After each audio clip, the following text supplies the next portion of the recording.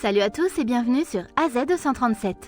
Pour une famille, rien n'est plus important que la sécurité de ses enfants bien-aimés. Cependant, ce n'est pas un secret pour personne que le monde est un endroit malsain, où la perte peut frapper à tout moment. Nous devons toujours être vigilants pour assurer la sécurité de nos proches, en particulier celle de nos enfants. Si de nombreuses histoires ont connu une fin heureuse, où les disparus ont fini par être retrouvés, aujourd'hui, nous allons nous pencher sur quelques récits où des enfants ont mystérieusement disparu, sans être retrouvés. Voici leur histoire. Mais avant de commencer, j'aimerais vous rappeler qu'après avoir regardé cette vidéo, vous pouvez faire un tour sur notre chaîne pour découvrir de nombreuses histoires à la fois incroyables, intéressantes et émouvantes. Et n'oubliez pas de vous abonner à la chaîne et d'activer la cloche de notification si vous êtes nouveau parmi nous. Le 19 mai 1971 est le jour où le monde a vu pour la dernière fois Cheryl Miller et Pamela Jackson. Les deux filles se rendaient à une fête lorsqu'elles ont mystérieusement disparu. Une enquête fut ouverte par la police, mais aucune piste solide ne fut trouvée pendant 40 ans. C'est en 2013 que la police réussit à résoudre l'affaire. En fait, Cheryl Miller et Pamela Jackson attendaient avec impatience la fin de l'année scolaire. Elles n'étaient pas du genre à boire ou à se droguer, et elles n'allaient généralement pas non plus à des fêtes le week-end. Cependant, le soir de la fin de l'année scolaire, elles avaient entendu parler d'une fête qui se déroulait dans une carrière locale, et elles décidèrent qu'il serait amusant d'y assister. Elles avaient prévu de rencontrer des garçons de l'école et s'arrangèrent pour les suivre le long de la route qui menait à la carrière. Elles voyagèrent dans la voiture de la grand-mère de Cheryl, une Studebaker Lark de 1960. Alors qu'elles se dirigeaient vers la carrière, les garçons prirent accidentellement un mauvais virage.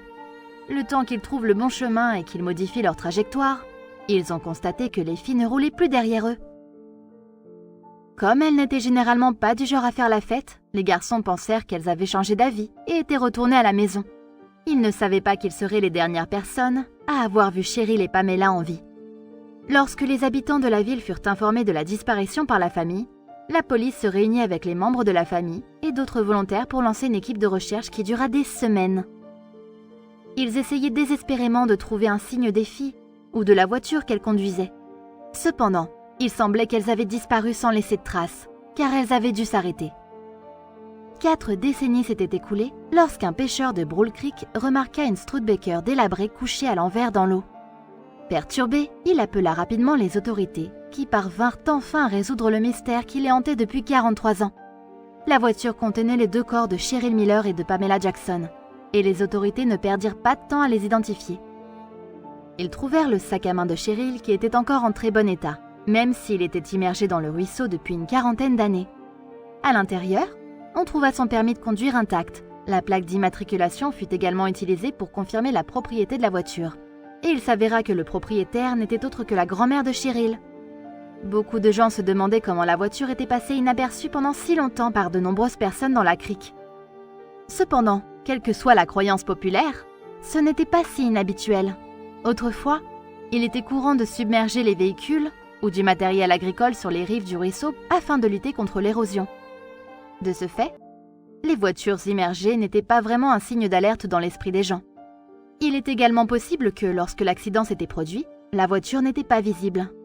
Cependant, en septembre 2013, le niveau d'eau de la crique Brule avait été abaissé en raison d'une sécheresse. Cela pourrait être la raison pour laquelle les pneus de la voiture avaient été visibles par le pêcheur se trouvant à proximité. Les enquêtes de police ne trouvèrent pas de signes de délit. La croyance générale était que les filles avaient eu un accident qui les avait fait quitter la route pour aller dans le ruisseau. L'un des pneus avait un filetage bas, et la police prit cela comme un indice pour spéculer sur le fait qu'un pneu crevé ou éclaté aurait pu être la raison pour laquelle la voiture avait quitté la route. Il se peut aussi que la visibilité était mauvaise en raison de l'obscurité et de la poussière qui s'échappait généralement de la voiture qui précédait. Il y avait aussi une chance qu'elles aient raté un virage sur la route. Avant l'élucidation de cette disparition, le père de Pamela Jackson n'avait jamais renoncé à rechercher sa fille disparue. Il prenait toujours le temps de rouler sur les routes de campagne près de la carrière, s'efforçant de retrouver la Studebaker disparue. Malheureusement, il mourut en 2013, 5 jours seulement avant la découverte de la voiture. C'était l'histoire de Cheryl Miller et Pamela Jackson. C'était assez tragique, n'est-ce pas? Passons à l'histoire suivante, qui est celle d'un petit garçon du nom d'Ethan Patz. Âgé de 6 ans, il marchait seul pour la première fois vers l'arrêt de bus scolaire, un jour fatidique de mai 1979.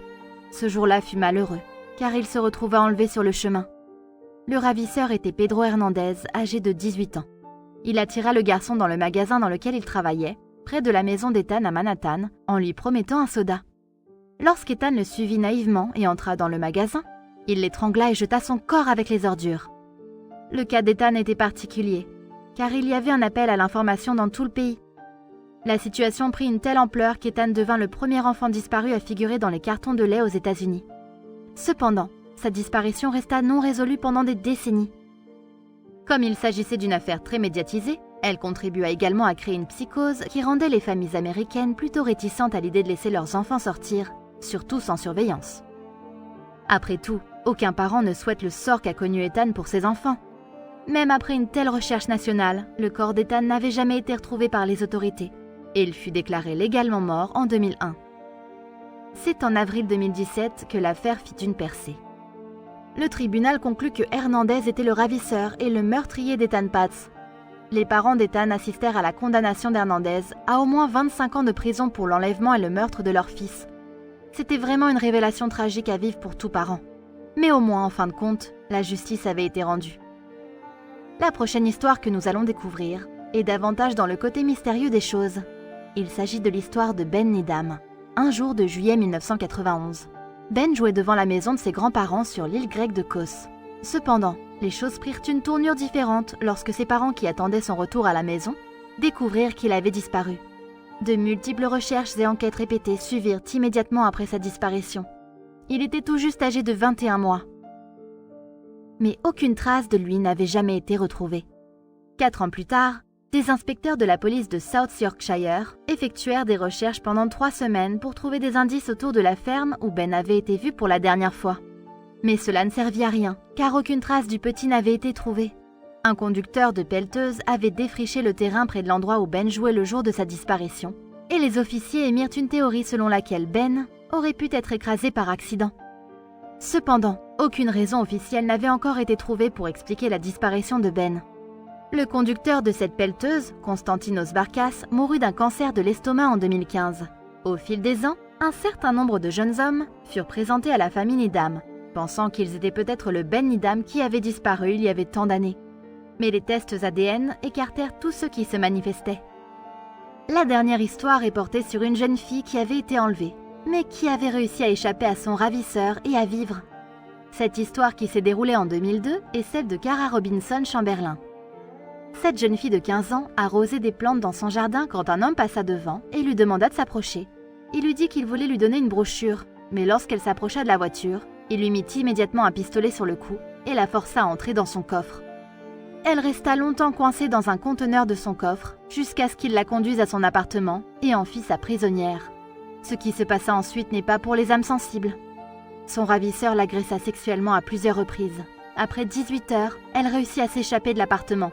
Elle se précipita dehors et se rendit jusqu'à la route principale pour signaler sa présence à quelqu'un afin d'être secourue. Elle eut la chance de s'échapper, mais elle ne savait pas exactement quelle chance elle avait de survivre. L'homme qui l'avait enlevée s'avéra être Richard Evanthes, qui avait ensuite été lié à 3 meurtres distincts. Ce qui faisait de lui un tueur en série. Lorsque la police réussit finalement à le coincer en 2002, il finit par se suicider. Depuis lors, Cara a grandi. Et elle utilise son expérience pour aider les autres. Sa passion est clairement visible sur son site web, où elle a écrit « J'utilise actuellement mon expérience traumatisante ainsi que mes années de travail dans les forces de l'ordre pour parler à des groupes dans tout le pays. Je raconte mon histoire, j'aide à éduquer ceux qui travaillaient avec des victimes et je donne aux individus les moyens d'être la meilleure version d'eux-mêmes, quel que soit leur passé. » Quelle est votre opinion au sujet de cette histoire? Dites-le nous dans les commentaires. Si vous avez aimé cette vidéo, alors cliquez sur le bouton j'aime et partagez-la autour de vous. À très bientôt sur AZ237.